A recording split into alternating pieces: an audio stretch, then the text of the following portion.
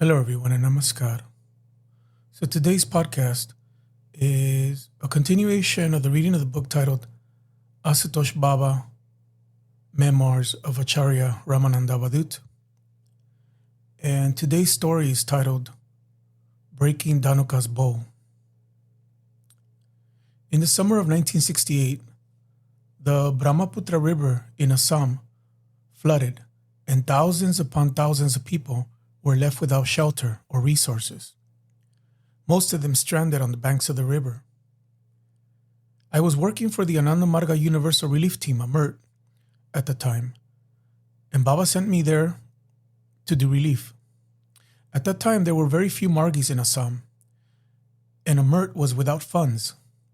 But I had already learned from Baba that if there was good work to be done, you should jump right into it, and he would help.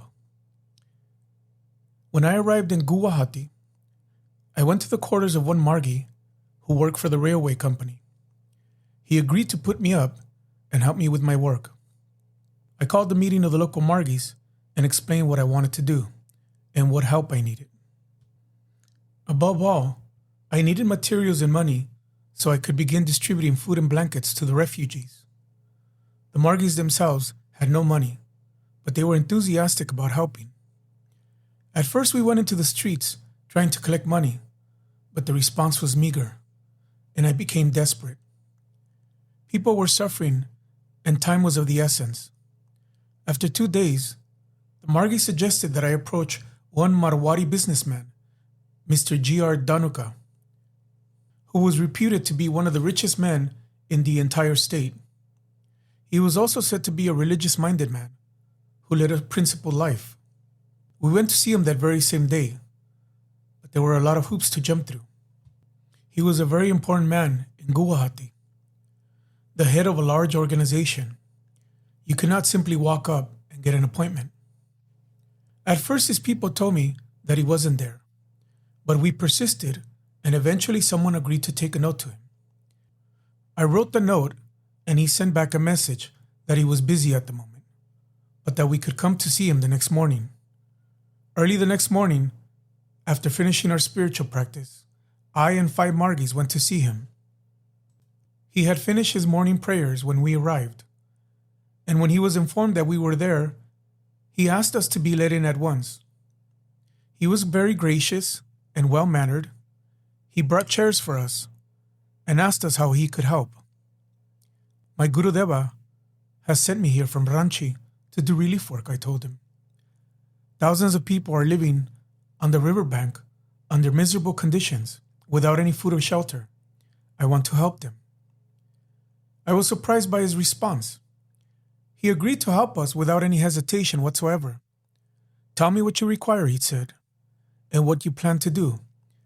I will give you all the help I can. What the people need most urgently, I said, is food. Rice, pulse, potatoes, molasses. Then do one thing, he said. I have 1 lakh of rupees with me now.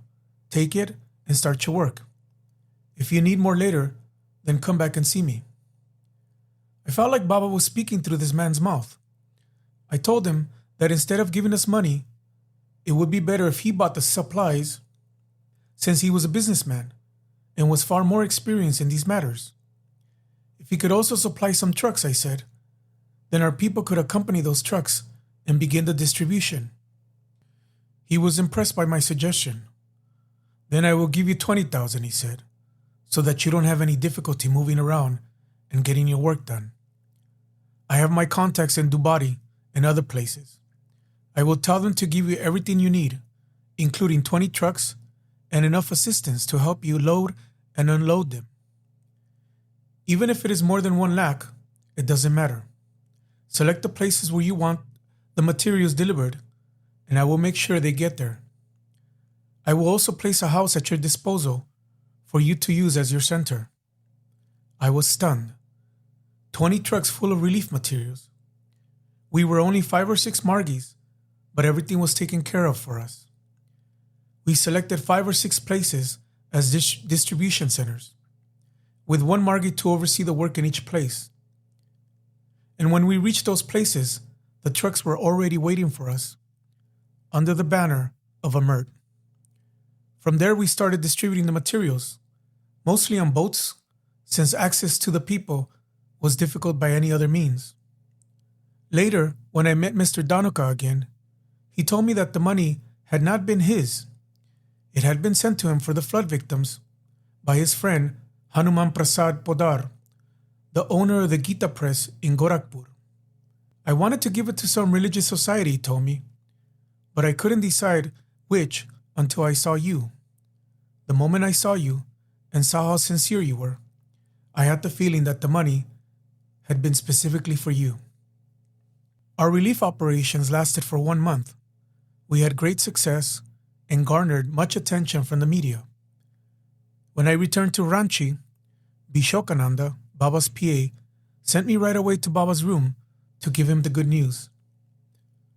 After doing Sastang Pranam, I told Baba the whole story, especially how Danuka ji had helped us.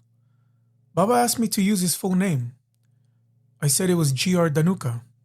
No, Baba said, this is an abbreviation. What is his full name? But I had never learned his full name. Then Baba told me that it was Ganapati Rai Danuka. So, have you broken Danuka's bow? Baba asked. Danuka was the name of Rama's bow, and when you break somebody's bow, it means that you have defeated him. In this case, I had succeeded in convincing him to help. He said it in Bengali. Tumi Danukar Danush Benge Diecho? Baba used to speak to me in Bengali so that I would learn the language.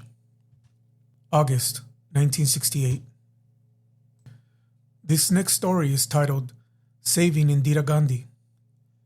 In 1968, the river Tista in North Bengal underwent severe flooding, creating great devastation. Property and livestock were washed away by the flood, and many people died. So Baba gave us instructions to go there immediately and begin relief activities. Myself, Raghuveer Prasad, and Shashi Ranjan flew to Bagdogra Airport near Siliguri, and from there we went by car to Jalpaiguri, from where we conducted our relief efforts. Mother Teresa and a team from the Ramakrishna Mission came with us on the same plane. The flood was declared a national disaster, and political allegations abounded, accusing the central government of failing to respond adequately to the situation or to earmark sufficient funds and other resources. In response to these concerns, Indira Gandhi paid a visit to the flood-affected area, and the governor organized a meeting in Jalpaiguri so that she could meet with the various relief organizations. Myself, Dada Viragananda, and Shashi Ranjan attended as representatives of Amrit. Shashi was the chairman of the Amrit Relief Committee. At the conclusion of the meeting, Indira pledged that her government would increase the aid they were sending to the area. This was a public meeting, and when she sat down again after her speech, the crowd grew unruly. They started pelting her with stones and shoes and shouting slogans and accusations that she was cheating the people and doing nothing for them. They may have been instigated by the local communist government, taking advantage of the widespread dissatisfaction with the central government, which was in the hands of the Congress Party. In the melee, the Prime Minister headed for the stairs so she can get to her helicopter, but none of her security people were near her.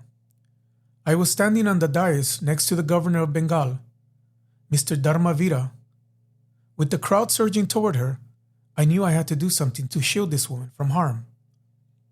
I was in uniform, of course with a dagger in my belt, and a sturdy bamboo lathi in my hand. So I held up my lathi to hold back the crowd and asked the governor to lend me a hand. Indira took advantage of the corridor we created and was able to get to her helicopter, after which she flew back to Delhi. A few weeks later, Shashi Ranjan, who was a member of parliament and a friend of the Gandhi family, and Raghuveer Prasad, who also knew her well, arranged for the three of us to meet her at her residence in Delhi. There, we briefed her on Amrit and the work we were doing, and she remembered how I had helped her to escape unharmed from the meeting at Jalpaiguri. When she asked us how she can be of help, we explained to her that the other relief organizations had packed up and left, but the people were still suffering from a shortage of food, medicines, blankets, and so on. We were keeping 3 large centers open there, but in order to keep them going, we needed help.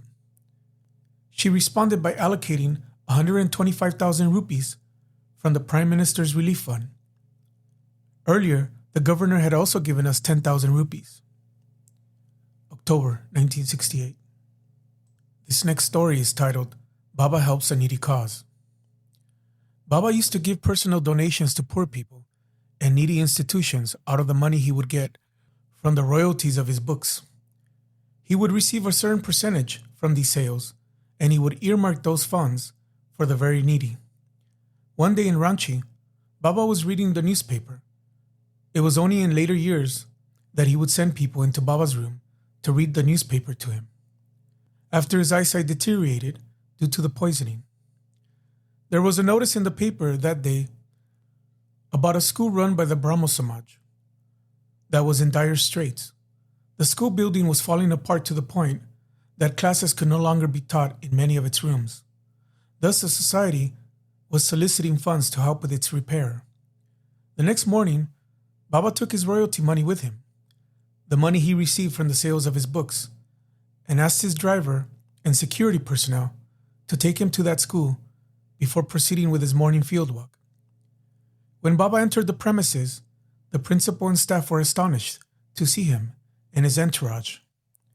He was taken to the principal's office, given a seat, and offered some refreshments. When they asked him to what they owed the honor of his visit, Baba said that he had seen the notice in the paper and felt that he should help. Then he handed the principal an envelope and said, "I think this should be sufficient to repair the classrooms. You are an honest person. I know you will utilize these funds properly." Baba would regularly contribute to good causes in this way. He did not pay any attention to the group or affiliation.